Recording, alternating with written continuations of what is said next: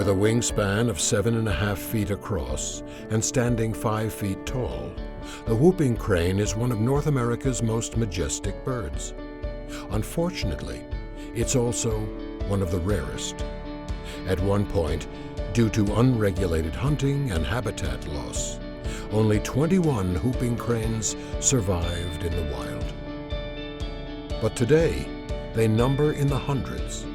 They, along with crane species across the globe, are enduring thanks to the efforts of one man, George Archibald. What attracted me about whooping cranes happened when I was 8 years old, and there was a special program about the whooping crane. It was a dramatization about a pair of whooping cranes who were then terrified that humans had discovered where they nested. And ever since then, I've been fascinated by those birds, and eventually I was able to devote my life to helping them. Go ahead. Well, this spring I worked with her from April 1st until May 20th, about 15 hours a day. She only responds to the human presence, in particular to my presence. They're monogamous birds, so I'm her mate, so to speak. Cranes are precocial birds, and when they're very young, they fix or learn to associate with the moving object in their early environment. Right. And this spring, on June 1st, we hatched the first chick ever produced from Tex. Well, that's... When George Archibald and Ron Sowie graduated from Cornell University with degrees in ornithology, there were no manuals on how to raise cranes. Undaunted, in 1973, they turned a horse farm in Baraboo, Wisconsin, into a center for crane research, captive breeding, and education. At the International Crane Foundation, George and his team learned how to hatch and care for chicks, how to disguise workers in crane costumes to avoid human imprinting, and how to fly ultralight aircraft in order to lead young cranes on their migration route from Wisconsin to Florida.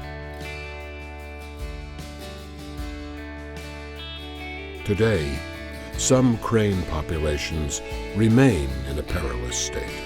This has taken George to some of the world's most volatile regions to plead these birds' case, including parts of Afghanistan and the demilitarized zone between North and South Korea. George, early on in our relationship, explained to me about how important the DMZ was as wintering habitat for two species of endangered Asian cranes, and I got enthusiastic about it too, and hopefully we'll be able to have the DMZ protected in some way so it will be a haven for cranes in the future. Cranes transcend political boundaries. The North Koreans and the South Koreans want to work together to help the red-crowned cranes, the Indians and the Pakistanis, the Saras cranes, and on and on. Everybody has been receptive to helping the cranes. There's so much that George does that you don't see. The reflection of his achievement and the achievements of ICF and the support that Audubon has given that effort for so long brings into focus the world of the crane as it impacts on a broader environmental perspective. What I always think about when I think about George, I think how one man starting 40 years ago in an old borrowed farmhouse in Baraboo, Wisconsin, one man has made a most significant difference on worldwide environmental awareness.